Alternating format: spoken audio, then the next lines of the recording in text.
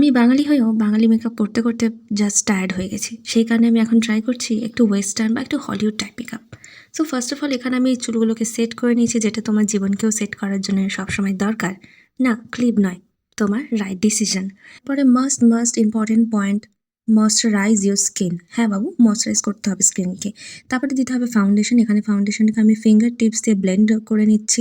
এরপর আমি একটা ইউজ করবো ওয়েট ব্লেন্ডার। নিজের জীবনে কোনো ফাউন্ডেশন থাকুক আর না থাকুক, স্কিনের মধ্যে ফাউন্ডেশনটা কিন্তু ভালো করেই অ্যাপ্লাই করতে হয়। না, সেটাও নয় কিন্তু, জাস্ট কিডিং। তোমাকেও তোমার লাইফের সব রুলস অ্যান্ড রেগুলেশন সব কিছুকে খুব ভালোভাবে সাজিয়ে গুছিয়ে রাখতে হবে, যেমন করে তুমি নিজের মেকআপটাকে সাজিয়ে গুছিয়ে রাখো, রাইট? এরপর আমি চলে যাচ্ছি আইব্রাউ টিউটোরিয়ালে, যেখানে আর কি নিজের আইব্রাউটাকে একটা শার্প লুক দিতে হবে, এতটা শার্প যেন তোমার কথার উপরে কেউ যেন কোনো কথা না বলতে পারে।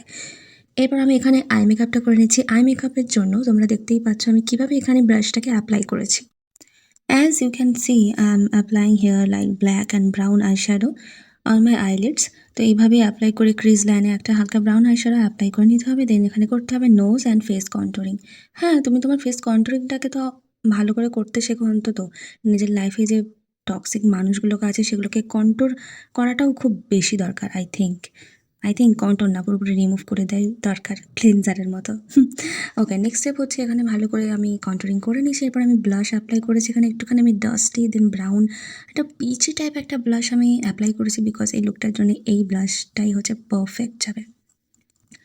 এরপর আমি আইসটাকে আরও পপ আউট করার জন্য ইউজ করে নিয়েছি একটা হাই ভলিউম মাস্কারা। এখানে আমি কোনো রকম প্রোডাক্টের রিভিউ বা কোনো প্রমোশন করছি না, বাট হ্যাঁ, তোমরা জানতে চাইলে আমি অবশ্যই তোমাদেরকে বলে দেবো। এবার আমি এখানে হাইলাইটার ইউজ করে নিচ্ছি, যদিও এই লুকটায় হাইলাইটারটা অতটা ইম্পর্টেন্ট না, বাট আই লাভ হাইলাইটার। এরপর আমি এখানে করে নিচ্ছি পাউডার অ্যাপ্লাই, বানানা পাউডার অ্যাপ্লাই করছি।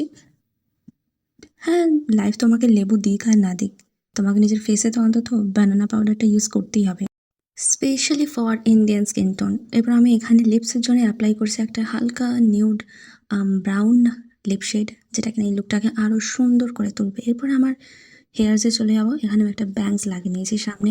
এরকমই সুন্দর সুন্দর ওয়েস্টার্ন অ্যান্ড ইন্ডিয়ান লুকের জন্য আমাকে ফলো করতে ভুলো না। আই হোপ যে এই মেকআপটা করলে অন্তত আপনার পাড়া প্রতিবেশী আপনার থেকে চোখ ফেরাতেই পারবে না।